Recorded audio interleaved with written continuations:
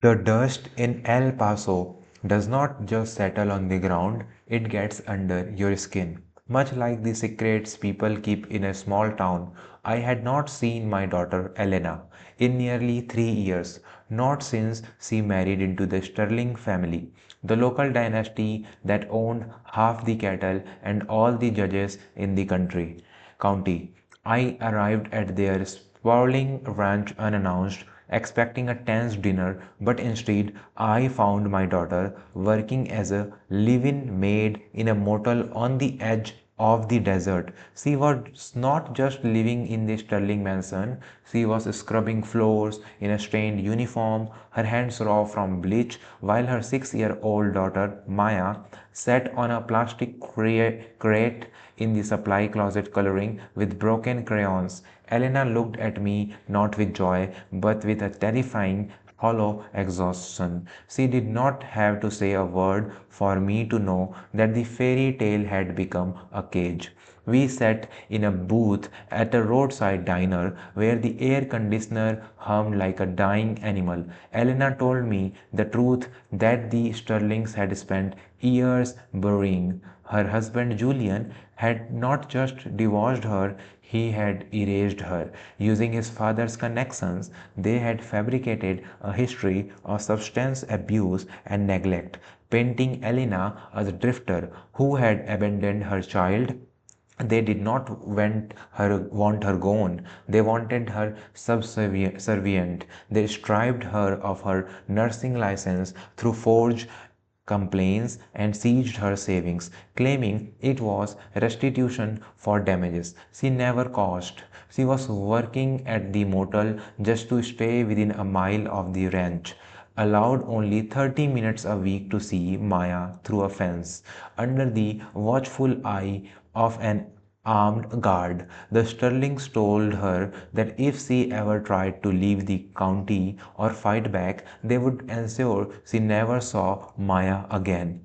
The rage that filled me was not loud, it was cold and surgical. I was not just a retired father from San Antonio, I was a man who had spent 30 years auditing crooked corporations, while the Sterlings played at being frontier royalty. I knew that every empire built on intimidation has a paper trail of rot.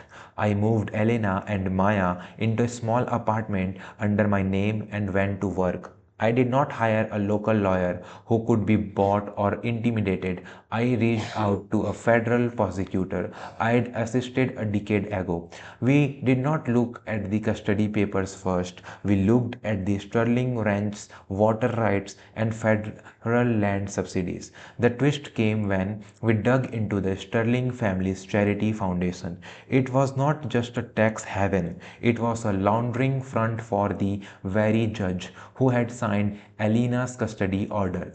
They had not just been cruel, they had been criminal on a scale that crossed state lines. As the feds began a quiet sweep, I focused on the personal front. We obtained security footage from a neighbor's trail cam that the Sterlings did not know existed. Footage showing Julian Sterling himself planting the evidence of drugs in Elena's old car. The narrative they built was not just a lie, it was a poorly constructed stage play that was about to collapse. The ending was not a quiet courtroom settlement, it was a sunrise raid as the FBI moved in on the Sterling estate to seize records of their racketeering. We stood on the courthouse steps with a mountain of evidence that made the previous custody ruling not just void but a felony. Julian did not look like a king anymore. He looked like a terrified boy